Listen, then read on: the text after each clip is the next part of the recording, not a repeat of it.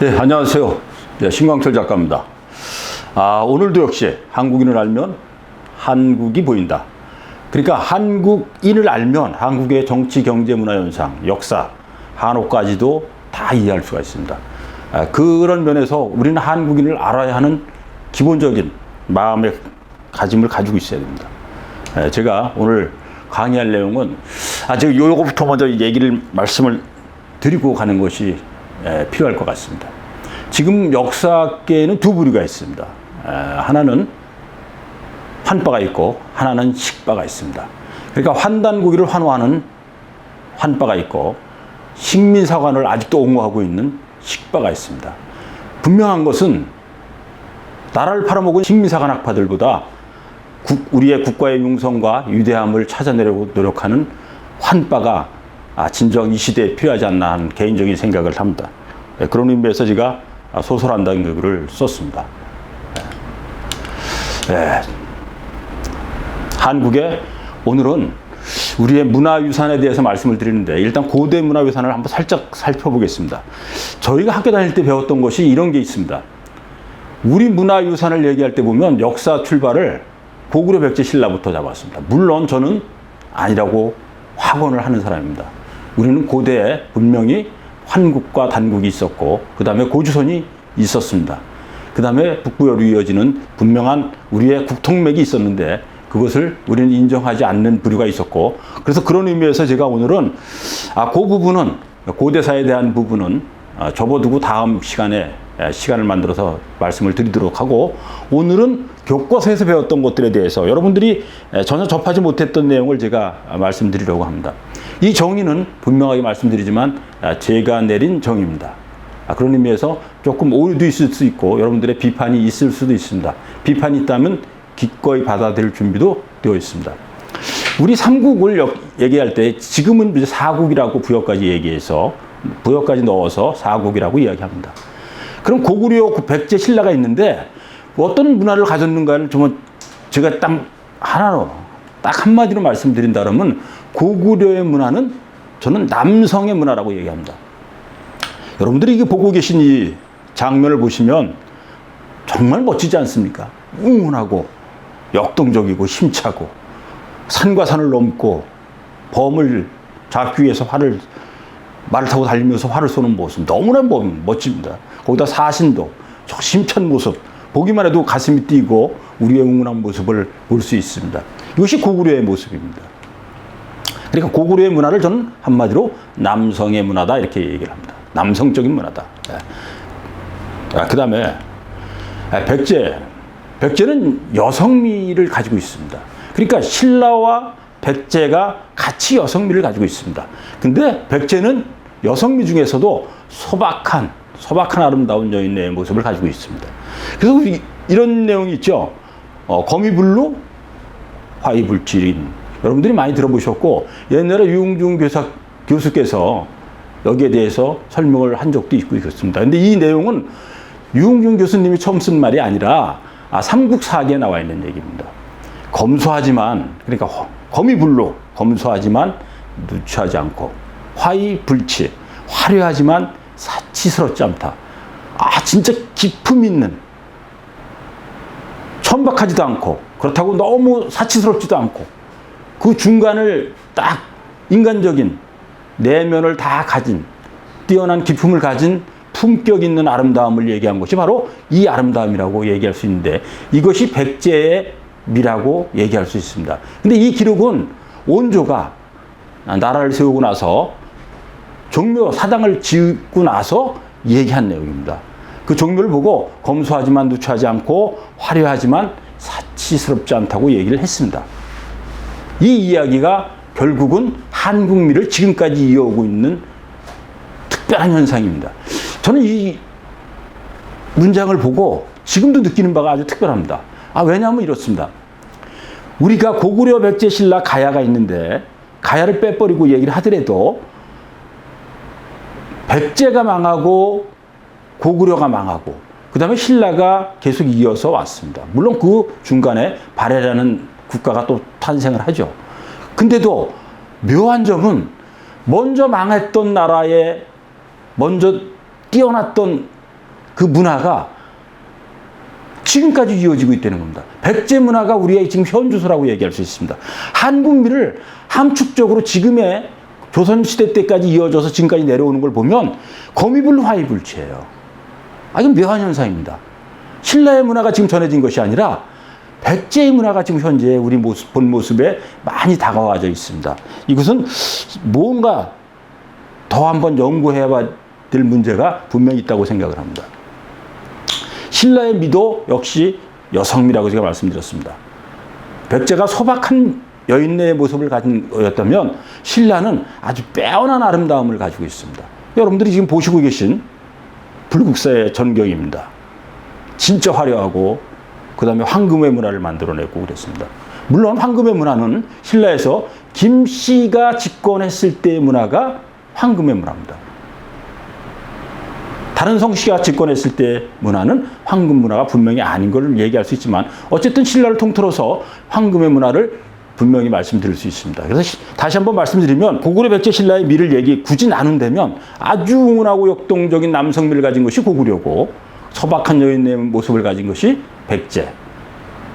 신라는 빼어난 아주 멋을 잔뜩 부린 그리고 멋지게 바라볼 수 있는 그 현대적인 아름다움 같은 미를 가진 것이 저는 신라의 아름다움이라고 분명히 말씀드립니다. 그런데 한국의 국보에 대해서 요건 제가 예전엔 여기에 대해서 아주 자세하게 이제 말씀을 드리곤 했었는데 지금은 많이 상황이 달라졌습니다.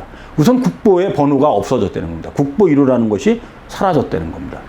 예전에는 국보 1호가 숭례문, 남대문이 국보 1호였었습니다. 근데 저는 이 남대문이 국보 1호가 된 거에 대해서 아주 불만이 많았던 사람인데 지금 그래도 다행히 국보 1호라는 그 번호를 지금은 삭제시켜서 그런 의미가 축소돼서 그나마 다행이라고 생각을 합니다. 그렇지만 제가 옛날에 있었던 얘기를 다시 한번 조금 말씀드리면 이 국보가 만들어진 체계에 대해서 여러분들은 모르시는 분들이 제법 많습니다. 그러니까 한국의 문화재를 처음으로 조사한 것이 한국인이 아니라 일본인들에 의해서 조사가 되었습니다. 우리가 일제강점기에 일본인들이 들어와서 한국에 있는 모든 문화재들을 조사를 시작을 합니다. 그 조사를 해서 번호를 매깁니다. 그래서 체계를 두 개의 체계로 갑니다. 국보 체계와 보물 체계로 가서 국보 체계로 가서 국보 1번, 2번, 3번, 4번 이렇게 매기고 보물 체계로 가서 번호를 1번, 2번, 3번 이렇게 매깁니다. 그 번호를 매긴 번호 숫자가 그대로 국보의 번호가 됐습니다. 근데 우리는 어떤 의미를 가지고 있냐, 어떤 생각을 가지고 있냐면 지금 그게 사라졌지만 남대문 그러면 국보 1호 얘기합니다. 그럼 국보 1호가 애들한테 물어봅니다. 우리나라의 국보 1호가 뭐지? 이렇게 물어보면 당연하게 대부분이 다 압니다. 남대문이요. 아니면 숭례문이요. 이렇게 얘기합니다. 그럼 왜 국보 1호지? 그거야 우리나라에서 최고로 뛰어나니까 국보 1호죠. 이렇게 얘기합니다. 절대 아닙니다. 남대문은 국보 1호가 될 수가 없습니다. 그런 의미에서는. 이거 말고도 여러분들이 지금 보고 계신 불국사 모습이 훨씬 더 멋있고 어떤 품위도 있고 그 다음에 어떤 정신도 그대로 담고 있지 이 숭례문이 담고 있지는 않습니다. 근데 이 분명하게 이 숭례문은 일본인들에 의해서 번호가 매겨진 건데 그 이유는 이렇습니다. 이 번호가 매겨지기 국보 체계와 보물 체계가 만들어져서 문화유산을 정리하기 그 300여 년 전에 임진왜란이 있었습니다. 그 임진왜란이 있었을 때와 직접적인 관련이 있습니다. 일본인들이 부산진으로 해서 세 갈래 길로 쳐들어옵니다. 한양이죠. 한양을 쳐들어오는데 이때 서로 다 경쟁을 하게 됩니다. 이 세 장군이 누가 먼저 한양을 점령하고 왕을 사로잡느냐에 목표를 두고 진군을 하게 됩니다. 그래서 불과 보름에서 20일 사이, 약 17일 내지 18일 정도 되는 사이에 한양이 점령당합니다. 이때 점령당할 때 두 장군이 같이 오게 됩니다. 두 장군이 아주 묘하게 비슷한 시점에 한양에 도착을 해서 남대문으로 들어오게 되는데 두 장군이 서로 공적을 싸울 것 같으니까 둘이 만나서 협의를 합니다. 이 협의하는 과정에서 우리 같이 들어가자고 얘기합니다. 다음날 같이 들어가자. 근데 약속을 그중 한 사람이 깹니다. 깨고 한 사람이 남대문으로 들어온 겁니다. 그래서 이들의 개선문입니다. 그리고 아차 싶은 남대문으로 들어가는 입성에서 한약을 정복하는 거 1등을 놓친 장군은 어디로 가느냐? 남대문으로 들어가지 않고 동대문으로 들어갑니다. 그래서 국보 1호를 그들이 1번이라고 굳이 정한 거가 논문에까지 나와 있습니다. 우리는 이런 걸 이제 와서 고쳤습니다. 진짜 안타까운 점이 너무 많은데 지금이라도 우리의 국보 체계가 바뀌었다는 거에 대해서 저는 아주 감사하게 생각하는 사람 중에 하나입니다. 요거는 여러분들이 그냥 느낌만 가지시고 넘어가시기 바랍니다. 제가 별도의 시간을 이건 만들 수밖에 없는 겁니다.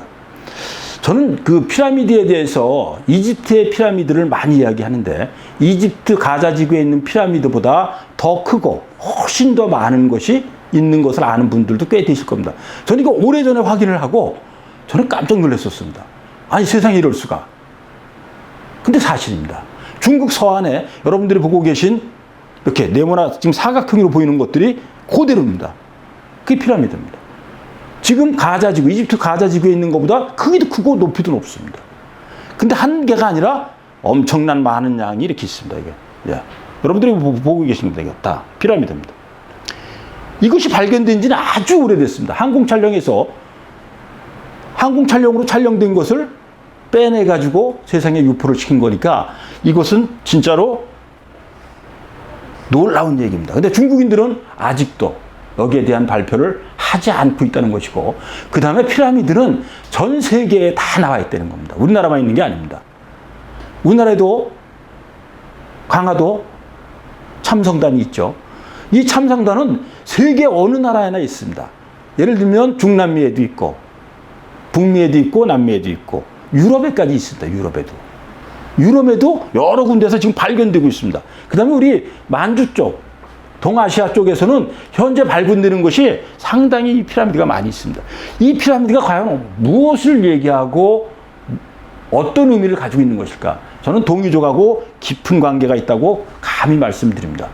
근데 오늘은 그런 시간이 아니고 여러분들은 오늘 한번 살짝 보시고 다음 기회에 정확하게 한번 들여다볼 수 있는 시간을 만들어 보도록 하겠습니다.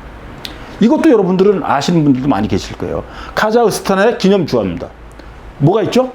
단군입니다. 단군이라고 적혀 있습니다. 카자흐스탄 기념주화를 만든 겁니다. 아니 기념주화가 카자흐스탄의 기념주화에 왜 단군이 들어가 있냐는 겁니다. 왜 곰이 있습니다. 곰. 호랑이도 있습니다. 우리의 신화를 그대로 가지고 있고 단군이 그대로 있습니다. 봉황이 있습니다. 놀라운 일입니다. 그럼 왜 이런 일들이 벌어지고 있느냐는 겁니다. 우리가 흔히 이런 얘기 많이 합니다. 터키를 일러서 얘기를 할 때 우리하고 형제국이다 이런 얘기합니다. 그럼 왜 형제국이죠? 물어보면 제가 물어본 사람의 한 70 내지 80%는 이런 얘기를 합니다. 6.25 때 우리를 참전해줘서 구해줬기 때문에 형제국이라고 생각한다. 절대 아닙니다. 고대의 역사를 공유했기 때문에 그들은 우리를 형제국이라고 생각하고 그 내용이 교과서에 들어있는 겁니다. 그들의 교과서에 들어있는 겁니다. 몽골, 카자흐스탄, 키르기스탄, 우즈베키스탄 이런 모든 스탄자가 붙은 나라는 우리나라를 옛날에 한글을 쓸 때 여러분들 한번 생각을 해보세요. 시읒, 디귿을 쓰고 아 쓰고 이응을 썼습니다. 땅을 그렇게 썼습니다. 스당입니다. 그들은 스탄이라고 합니다. 똑같습니다. 고대의 역사를 같이 공유했기 때문에 언어도 지금까지 그대로 남아 있습니다. 이것이 카자흐스탄뿐이 아니라 러시아, 그 다음에 우리가 훈족이 넘어가서 나라를 세웠다고 얘기하는 헝가리, 다 거기서 나온 겁니다. 고대의 역사는 우리의 여진족이니 말갈족이니 뭐 이런 족들이 사실은 우리 동이족들이 만드는 국가라고 얘기할 수 있는 겁니다. 뭐냐면 이런 겁니다. 동이족이 만드는 국가가 고조선이나 단국이 여러 국가가 있었잖아요. 여러 부족이 있었잖아요. 그 부족들이 흩어졌다. 어느 부족이 힘을 잡아서 왕권을 잡았다가 또 다른 부족이 왕을 잡고 이런 현상이 벌어졌던 것이지 그들이 우리하고 다른 종족이 아닙니다. 형제국이라고 국가 아니면 형제의 종족이라고 얘기할 수 있는 사람들이 우리 지금 동아시아 그리고 중앙아시아 쪽에 지금도 그대로 남아있다고 볼 수 있는 겁니다. 그래서 이런 현상이 카자흐스탄에서 기념주화에도 단군상이 나오는 것도 그런 데서 나올 수 있습니다. 예. 우리는 여러분들이 공부를 하시게 되면 고대에 있었던 지명들을 한번 공부할 기회를 만들어 보시기 바랍니다. 예. 여기에 대한 얘기는 여러분들한테 지금 숙제를 하나 더 그냥 던져놓은 것이고 기회가 있을 때 다시 얘기를 하겠습니다. 저는 이제 우리나라의 지금 고대사를 얘기할 때 이 부분을 저는 분명히 말씀드립니다. 첫 번째는 우리가 몰랐던 것들이 여러 가지가 있습니다. 삼조고 전혀 몰랐다가 요즘에 와서 알고 있고, 그 다음에 천원지방에 대한 얘기도 마찬가지입니다. 천지인의 원리, 음양오양의 원리, 음양이 생기고 오행이 생기고, 이것도 우리 동북아에서 분명히 발상한 것들입니다. 여기 플러스 유학, 그 다음에 불교가 들어오면서 이 전체가 지금 다 뭉뚱그려진 게 저는 대한민국 사회라고 감히 말씀드립니다. 네. 여러분 이런 것을 생각해 보세요. 흰옷, 색동옷, 칠성문화, 북극성, 무지개. 우리 솔롱고스라고 그랬잖아요. 예를 들면 이런 겁니다. 제가 하나하나 지금 말씀을 아주 짤막하게 말씀을 드리면 이렇게 말씀드릴 수 있습니다. 우리를 일러서 솔롱고스라고 몽고인들이 예전에 얘기를 했습니다. 무지개 종족이다. 왜 우리를 무지개라고 얘기했느냐? 그건 간단합니다. 우리는 천손족이기 때문에 죽으면 하늘로 올라가는데 그것이 바로 북두칠성으로 간다는 겁니다. 북두칠성을 갈 때 뭘 타고 가냐? 무지개를 타고 간다는 겁니다. 그래서 이 무지개가 있는 그 대표적인 국가를 우리는 그 종족 중에서도 예를 들면 우리가 세웠던 그 국가들 중에서 우리가 차지했던 부분은 학자들마다 많은 다른 얘기를 하지만 일반적으로 가장 많이 지금 이야기되고 있는 것은 우리는 제사장 종족에 속한다는 겁니다. 한국인은. 그래서 바로 솔롱고스라고 얘기를 하는 겁니다. 북극성은 뭐 말 하나만 하죠, 여러분들. 네, 북극성에 대한 얘기는 여러분들이 뭐 칠성판도 마찬가지고 여러 가지가 지금 있습니다. 칠성문화가 바로 연결되는 겁니다. 색동옷도 이것이 오방색입니다, 바로. 색동옷이 오방색이 무지개색입니다. 우리는 무지개색이 서양 사람들이 7개로 얘기하지만 우리는 분명하게 5가지로 이야기를 합니다. 네. 그 다음에 색동옷도 똑같은 겁니다. 이 색동옷이 솔롱고스하고 똑같은 거예요. 네. 흰옷은 뭐 말 하나만. 우리 제사장 그룹이었기 때문에 당연히 흰옷을 입고 살았었고. 그 다음에 왜 흰옷을 입었냐면 우리는 광명민족이라고 제가 분명히 말씀드렸습니다. 우리나라를 얘기할 때 그 환자를 보시고 한자를 보시면 세상의 중심에 날일자가 들어가 있습니다. 그 태양이 들어가 있는 겁니다. 거기 보시면 해가 들어 있습니다. 광명민족이기 때문에 세상이 밝은 거예요. 밝은 것을 표현하는데 가장 확실한 색은 무슨 색일까요? 붉은색? 아닙니다. 흰색입니다. 그래서 우리는 조선 500년 동안 흰옷을 입었습니다. 세종대왕도 이런 얘기를 합니다. 우리는 동쪽에 살기 때문에 푸른 옷을 입어야 되는데 일본인들이 흰옷을 입기 때문에 파란 옷을 입기 때문에 우리는 그것을 입을 수 없다. 그렇더라도 흰옷은 입지 말아라고 엄명을 내립니다. 흰옷을 입으면 처벌하겠다는 얘기까지 합니다. 근데도 결국은 조선 백성, 조선의 양반들까지도 다 흰옷을 500년 내내 입었고 우리가 해방되고 나서도 흰옷을 입었습니다. 우리 흰옷의 역사가 바로 여기 있는 겁니다. 광명민족이기 때문에 그것을 그대로 광명을 표현할 수 있는 방법 중에 하나가 흰색입니다. 네. 지금부터 문화유산에 대해서 이제 말씀드리겠습니다. 오늘의 핵심은 바로 여기에 있습니다. 근데 제가 문화를 바라보는 측면을 여러분들이 교과서에서 배웠던 내용들은 거의 없습니다. 제가 교과서에 없는 내용, 한국인들이 가지고 있는 기질이 이런 문화재를 만들었다는 걸 이런 쪽의 의미에서 제가 말씀을 드리지, 제가 말씀드릴 것은 이것이 언제 누가 만들었고 어떤 건축 기법에 의해서 만들었다 이런 건 저한테 의미가 없는 겁니다. 저는 문화사적으로 인문학적으로 바라봤을 때 이런 우리의 문화재가 왜 생겨났을까, 왜 지어졌고 왜 창조되었을까에 대해서 중심을 맞춰서 말씀을 드리도록 하겠습니다. 먼저 여러분들이 조금 짜증 날 수 있는 얘기지만 이 도표를 보는 건 지난 시간에도 이게 말씀드린 적이 있는데 이 도표는 진짜 중요합니다. 저한테는. 우리는 한국인의 미의식을 창조를 하는데 그 창조된 것이 바로 비대칭미입니다. 비대칭미. 비대칭임은 뭐라 했죠? 우리가 가지고 있는 양극단이 있다고 말씀드렸습니다. 다시 한번 설명드리면 냄비근성을 가지고 있으면 빨리빨리 서두르는 냄비근성이 있는가 하면 은근과 끈기의 뚝배기 기질을 가지고 있다고 말씀드렸습니다. 서로 정반대되는 기질입니다. 서두르는 거고 하나는 느긋한 겁니다. 하나는 짧게 끝내는 거고 하나는 아주 끝까지 지속하는 성격입니다. 이게 은근과 끈기가. 그 다음에 슬픔의 한과 기쁨의 흥이 있다고 말씀드렸습니다. 그 다음에 사람으로 치면 우리는 대인의 기질이 있고 대륙의 DNA를 타고난 대인의 기질이 있고 우리 조선시대에 많이 발현되었던 선비 기질을 가지고 있습니다. 그래서 이쪽 기질과 이쪽 기질이 서로 대척점에 있어서 결국은 양쪽이 너무 다른 정서를 기질을 가지고 있는 거예요. 양극단을 가지고 있는 겁니다. 그래서 생긴 것도 결국은 비대칭미를 만들어냅니다. 예, 아주 중요한, 한국인을 얘기할 때 중요한 요소 중에 하나입니다. 그 다음에 비정형미를 만들어냅니다. 비대칭미가 더 확대되면 비정형미가 됩니다. 비대칭미는 양극에서 극과 극이 서로 다르게 만든 거지만 비정형미는 아예 틀을 무시해버리는 걸 얘기합니다. 여기서는 있는 자연 그대로를 이용한다는 걸 얘기합니다. 인공적인 걸 만들면서 인공을 그대로 자연에다가 접합을 시키는, 붙여버리는 것이 우리의 자연미입니다. 그 다음에 단순미가 있습니다. 네, 한번 살펴보도록 하겠습니다.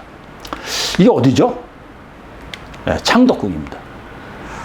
창덕궁을 보고 이런 얘기 하는 분들이 있습니다. 제 중국에 자금성을 갔다 오고 나서 한 얘기도 있고, 중국인들이 자기들이 중국에 살다가 한국의 경복궁이나 창덕궁을 보면서 하는 얘기를, 흔히 이런 얘기를 예전에 종종 들을 수 있었습니다. 우리나라에 있는 경복궁이나 창덕궁은 자금성의 화장실 크기밖에 안 된다. 식당 크기밖에 안 된다. 이런 얘기를 종종 했었습니다. 근데 그것은 우리의 정신을 모르기 때문에 하는 얘기입니다.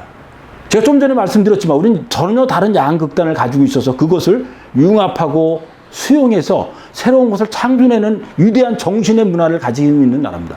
선비는 새로운 것을 창조하고 새로운 것을 외부에서 받아들이고 아니면 내부 창조까지 하는 것이 선비입니다. 이 선비의 기질은 언제나 중요하고 핵심적인 것은 도리어 작게 만든다는 겁니다. 세계 어느 나라도 따라오지 못하는, 제가 불국사 설명드릴 때 자세히 말씀드린 적이 있었는데 그것도 여기에도 똑같이 적용이 되는 겁니다. 세계에서 가장 자연스러운 멋을 가지고 있는 궁은 창덕궁입니다. 자금성이 가진 아름다움은 인공적인 아름다움입니다. 사람한테 위압을 줘서 백성들이 기가 죽게 만들고 다른 나라 사람들이 찾아왔을 때 기가 죽게 만드는 이런 문화를 가진 것이 중국인데 우리는 아닙니다. 우리는 인간과 자연, 인공과 자연이 자연스럽게 뭉뚱그려져서 융합하고 잘 소화가 돼서 기가 막힌 아름다움을 만들어내는 것이 한국입니다. 그래서 한국미, 진짜 비정형미. 비정형미는 뭐냐면 좀 전에 말씀드렸죠. 극단은 양극단이라고 말씀드렸잖아요. 이쪽과 이쪽이 전혀 다른 기질이나 성향을 가진 걸 얘기하는데 비정형미는 이것을 조금 더 확대해서 사방으로 다 확대를 시키면 어떻게 되죠? 여러 개가 다 서로 다른 것끼리 뭉치게 됩니다. 그러면 결국은 아주 자연스러운 멋을 만들어내는데 그것이 바로 비정형미입니다. 비정형미는 세계적으로 유래를 찾아보기 어려운 미입니다. 그래서 자금성에 가시면 여러분들이 기가 죽고 모든 것이 인공적으로 해서 크고 높고 웅장하게 만들어져 있지만 우리 건 아닙니다. 자연이 그대로 다 살아있는 세계에서 어떻게 보면 유일한 왕궁이라고 얘기할 수 있습니다. 여러분들 한번 생각을 해보세요. 여러분들이 여행을 다니면서 만났던 다른 나라의 궁들을 보면 어떻게 돼 있죠? 그 안에 뭐가 있죠? 인공적인 건축물이 없습니다. 우리는 왕궁 안에 주변에는 산과 강이 있고 안에는 오솔길이 있고 숲이 있습니다. 정자가 있고 쉴 수 있는 그늘이 있습니다. 둘이서 얘기하면서 걸을 수 있는 아주 따뜻하고 위안을 받을 수 있는 자연을 궁 안에 그대로 재현시켜 놓았습니다. 세계 어느 나라도 이렇게 창덕궁처럼 경복궁처럼 자연스러운 모습을 그대로 가지고 있는 궁은 없습니다. 저희가 볼 때 없습니다. 여러분들 여행 다닐 때 생각을 한번 떠올려 보시면 확실하게 이해가 되시리라고 믿습니다. 세계 어느 나라에 왕궁 안에 오솔길이 있고 동산이 있고 연못이 있고 정자가 무려 창덕궁에 10개가 넘습니다. 근데 놀라운 건 또 열 몇 개가 되는 그 정자가 다 모양이 다르다는 겁니다. 기가 막힌 겁니다. 다른 나라 같았으면 같은 모양을 일렬로 놨을 겁니다. 우리는 모양도 다르고 위치도 다르고 어떤 건 호숫가에 놓고 어떤 거는 숲에 설치를 하고 어떤 거는 평평한 평지에다 설치를 했습니다. 이것이 창덕궁의 아름다움입니다.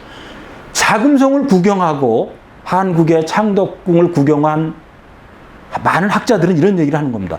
세계에 이렇게 비정형미를 완성도 높게 만든 궁은 창덕궁 외에 찾아보기 어렵다 이렇게 하는 겁니다. 진정으로 우리는 작지만 정신만을 담은 겁니다. 위대한 건축물입니다. 자금성 크고 높고 웅장하지만 그 자체로 오래 있다 보면 질리게 됩니다. 그 안에 나무 한 그루도 없습니다. 담의 높이는 우리나라의 경복궁이나 창덕궁보다 2배 정도 이상 높습니다. 나무 하나 없는 건축물 안에서 산다는 것 여러분들 생각해 보십시오. 참 힘든 일입니다. 야, 생각해 보십시오. 창덕궁의 아름다움은 누가 뭐라고 그래도 앞에 있는 정궁의 모습 때문이 아니라 후원의 아름다움 때문입니다. 이게 유네스코에서 세계 문화유산으로 지정될 때도 앞에 있는 정궁 때문에 지정된 것이 아니라 후원의 아름다움 때문입니다. 자연미를 그대로 둔, 제가 다시 한번 말씀드리면 우리는 건축물을 하나 지을 때 평평하게 딱 다듬어서 사각으로 딱 정리를 한 후에 거기다 해자를 파고 거기다 건축물을 짓는 일본이나 중국하고는 전혀 다릅니다. 우린 자연 상태 그대로를 유지하면서 주변에 산을 두고 앞에 강을 두고 강 아니면 내를 두고 주위에 아름다운 산세를 그대로 풍수지리까지 끌어안아서 다 건물을 짓도록 만드는 것이 우리의 건축물입니다. 그래서 그 안에 오솔길이 있고 동산이 있고 호수가 있는 겁니다. 또 숲이 있는 겁니다. 진짜 기가 막힌 아름다움을 우리는 후원에서 느낄 수 있습니다. 여러분, 바로 이런 모습입니다. 그래서 우리는 안에 산이나 호수나 오솔길 정자 같은 것을 만들어 놓은 세계에서 찾아보기 어려운 자연을 그대로 들여놓은 뛰어난 비정형미를 가진 것이 우리의 창덕궁이라고 얘기할 수 있습니다. 야, 보기만 해도 진짜 감동스럽지 않습니까? 나무가 휘어진 채로 그대로 다 있고, 예. 집이 있고, 예. 규장각과 조합로. 규장각은 1층을 얘기하는 거고, 각은 한옥에서 1층을 얘기하는 거고, 루는 2층을 얘기합니다. 그래서 규장각과 조합로가 어우러진 부용지입니다. 참 아름다운 모습을 그대로 가지고 있습니다. 그다음 왕의 집무실입니다. 우리는 제가 아까 말씀드린 걸 다시 한번 말씀드리는데 우리는 정신의 국가라 그랬습니다. 그래서 다른 나라 사람들이 도저히 생각 못하는 것들을 기어이 해내는데 우리는 중요하고 핵심적인 건 도리어 작게 만든다고 말씀드렸습니다. 왕의 집무실입니다. 색만 다릅니다. 색만. 아주 작은 기와집 한 채가 전부입니다. 예. 이해되세요? 이거는 뭐 어쩔 수 없이 많은 사람들이 모이는 곳이니까 인정전 거기서 모든 행사를 하기 때문에 이렇게 넓게 했지만 보십시오 이거. 예. 선정전 왕이 집무실입니다. 이게 전부 다입니다. 아니 일반 사대부 집안의 집과 뭐가 다릅니다. 다만 지붕만 푸른색으로 잘 다른 데하고 변별성을 줬습니다. 그리고 더 놀라운 건 왕의 집무실에는 놀랍게 제가 말씀드렸죠. 우리는 중요하고 핵심적이고 근원적인 거에는 도리어 작게 만들고 소박하게 만든다 그랬습니다. 잡상이 없습니다. 잡상이 없다는 건 뭐죠? 여기 이렇게 뭐 이렇게 동물상 같은 것들을 기와 저기 마루 부분에다 쭉 나열하지 않습니까? 그게 없어요. 야, 왕이 집무하는 데는 이게 한국인입니다. 위대한 정신을 이렇게 소박하게 그 안정적인 그 핵심을 겉모습으로 화려하게 만들지 않고 도리어 소박하게 만드는 이런 위대한 정신을 가진 나라 있으면 나와보라고 그랬죠. 진짜 없습니다. 진짜 대단한 정신의 국가라고 얘기할 수 있습니다.